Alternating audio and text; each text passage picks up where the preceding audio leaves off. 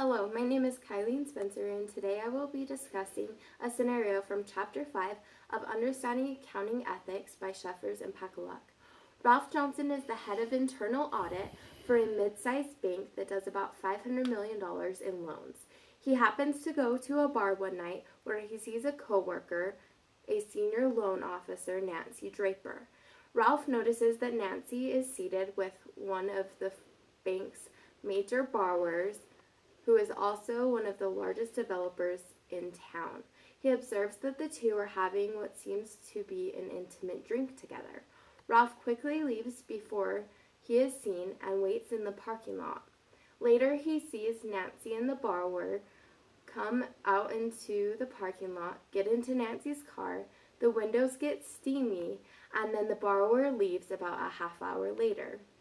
Ralph sees Nancy at work the next day and doesn't really know what to do or say. Ralph is concerned because the bank has a policy that restricts client-employee intimate relationships. Because of this, Nancy was in violation of that policy.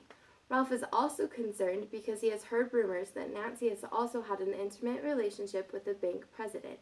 As the head of internal audit, Ralph has the authority to review the loan relationships. However, a comprehensive review of those relationships had been completed just prior to this event. Launching a review, again, of that same nature would be inappropriate and very unnecessary. Ralph is faced with a serious dilemma. There are many contributing factors to his situation. So what should Ralph do in this situation? There are quite a few approaches that Ralph could take.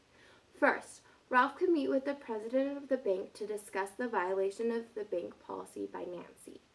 Ralph could state what he saw at the bar, but he does run the risk of the bank president dismissing him and the story because of the previous intimate relationship that the bank president had with Nancy.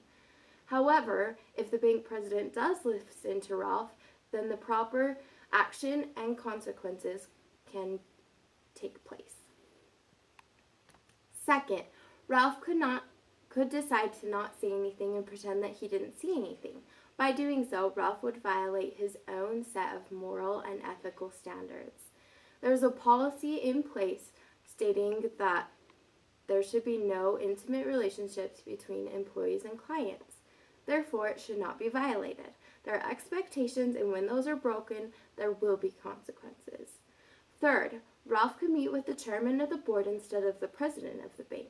By bypassing the president, Ralph avoids the potential risk of the president dismissing him because of the prior relationship with Nancy.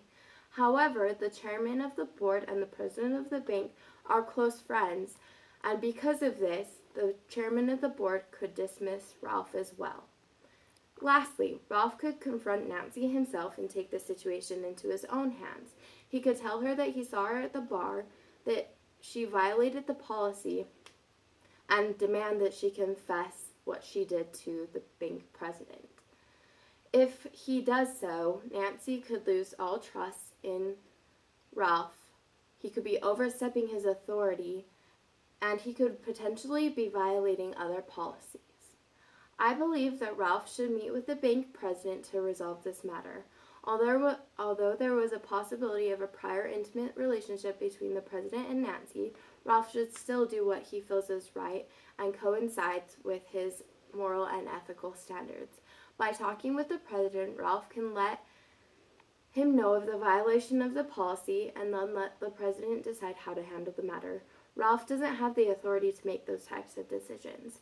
The president is the head of the bank and should take action for the inappropriate behavior of his employees. If he does not take action, then Ralph should reevaluate his employment at the bank and seek other opportunities if he feels uncomfortable.